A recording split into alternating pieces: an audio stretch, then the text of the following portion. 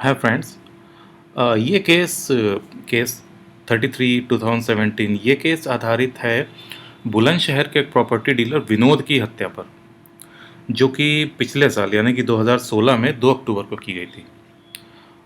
विनोद के गुमशुदा होने के बाद उसकी स्कूटी को वहाँ के नुमाइश ग्राउंड से बरामद किया गया था, और स्कूटी मिलने के बाद पुलिस को ये शक होने लगा था कि या तो विनोद का किडनैप हो गया है या फिर उसकी हत्या करके स्कूटी को यहाँ छुपाया गया है। एसपी सिटी मान सिंह चौहान ने बताया कि 2 अक्टूबर को चांदपुर निवासी प्रॉपर्टी डीलर विनोद लापता हो गया था, और उसके 2 दिन बाद यानी कि 4 अक्टूबर को विनोद की पत्नी गीता देवी ने इसकी गुमशुदगी की रिपोर्ट को लिखवाया था। और इसकी पूरी छानबीन करने के बाद पुलिस ने फाइनली 2 लोगों को गिरफ्तार कर लिया था। वरिष्ठ पुलिस अधिकारी अनीस अहमद अंसारी ने बताया कि पुलिस ने मामला दर्ज कर संदेह के आधार पर ज्ञानचंद्र उर्फ ज्ञानी को हिरासत में लेकर पूछताछ की। ज्ञानचंद ने विनोद की हत्या कर शव को काली नदी में फेंके जाने की वारदात को कबूल किया, जिसके आधार पर पुलिस ने विनोद की छत विक्षत लाश काली नदी से बरामद की। एसएसपी ने बताया कि हत्या के पीछे अवैध संबंधों की बात सामने आई थी। पुलिस के अनुसार जांच में यह सामने आया कि विनोद एक बहुत ही खराब चरित्र का व्यक्ति था।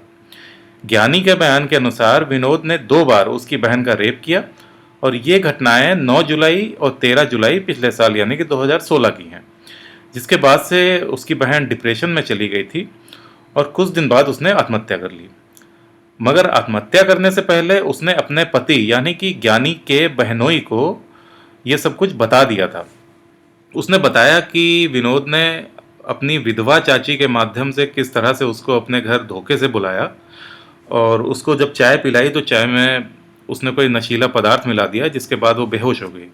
वो जब बेहोश हो गई तो 9 जुलाई को उसने उसके साथ दुष्कर्म किया। 9 जुलाई को ये वारदात करने के बाद विनोद ने महिला को ब्लैकमेल करना शुरू कर दिया था, जिसके चलते एक बार फिर से 13 जुलाई को उसने उसके साथ दुष्कर्म किया। उस महिला को कोई रास्ता सूझ नहीं रहा था। वो लोकलाज बचाने के लिए किसी को कुछ बता भी नहीं रही थी, इसी वजह से डिप्रेशन में चली गई थी और बाद में उसने आत्महत्या कर ली।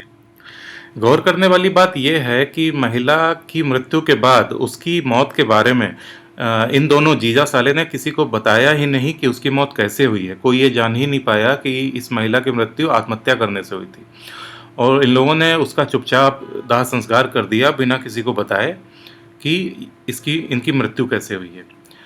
ज्ञानी के बयान के अनुसार विनोद ने उसकी पत्नी के साथ भी अश्लील हरकतें कई बार करने की कोशिश करी थी, जिससे आहत होकर ज्ञानचंद ने अपने बहनोई कुलदीप के साथ इस विनोद को रास्ते से हटाने का योजना बनाना शुरू कर दिया।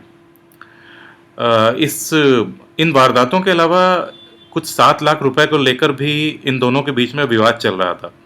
तो इन दोनों के झगड़े की वजह और हत्याकांड की वजह ये 7 लाख रुपए भी हो सकते हैं। इन दोनों ने बताया कि विनोद की हत्या करने के बाद इन लोगों ने विनोद के शव को काली नदी में फेंक दिया, और बाद में पुलिस ने उसको बरामद कर लिया था इन लोगों के इकबाल जुर्म के बाद। मान सिंह चौहान ने यह भी बताया कि 2 अक्टूबर को देवीपुरा निवासी ज्ञानी ने अपनी पत्नी के जरिए फ़ोन कर विनोद को अपने घर बुलाया। विनोद स्कूटी से देवीपुरा पहुंचा तो तीनों ने मिलकर शराब पी। नशे में विनोद ने आरोपी की पत्नी के साथ अश्लील हरकतें वहां भी करी। इसके बाद आरोपी ने यानी कि ज्ञानी और कुलदीप ने साड़ी से विनोद की गला घोंटकर हत्या कर दी।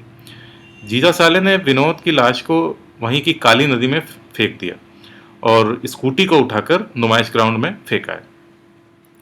उन लोगों के निशानदेही पर स्कूटी को बरामद किया गया और उसके बाद इन आरोपियों को जेल भी भेज दिया गया। Thank you.